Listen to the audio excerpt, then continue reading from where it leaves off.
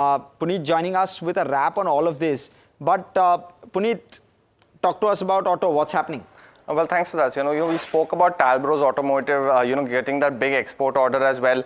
Let's go across and see, the first few stocks that we want to talk about in this space of automotive, of course. There is, of course, Ola Electric to talk about, Mahindra and Mahindra, as well as Hyundai as well. So if we move on and look at, the first graphic as well, that's one of the key things that I want to speak about, because that has been one of the major things. Firstly, on M&M, Nuvama has maintained the target price on 3,700. Now, why this is key? Because, it's come at the back of the launch of the electric vehicle as well. So they have mentioned that the new dedicated EV platform will be key going forward as well, because new launches will come on top of that. Apart from that, major features as we've highlighted, higher, faster charging. Apart from that, other key reasons such as a larger battery and higher range compared to the traditional Tata Motors is one of the key things as well.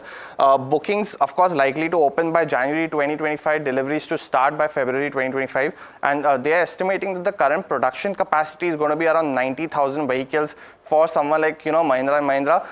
For FY26, Nuvama is estimating that they'll be delivering roughly 48,000 vehicles of the electric vehicles, the BE.9 as well as the XE.9 as well as the BE.6. And this is key because last year this year for FY25 they had the 3XO as well as something like a Thar for growth. Next year is going to be EVs. The next ones, Emkay I want to speak about. They have a target price of 2,700. It's lower valuation, but that's clearly the only problem that they have with which is the valuations as well. They're very positive on the electric vehicle launch.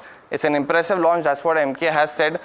Strong features as mentioned, of course. And the key thing that Emkay is highlighting, introductory prices are 6% and 22% respectively below the current top selling models. So it's going to undercut the current models as well as help volume growth going forward.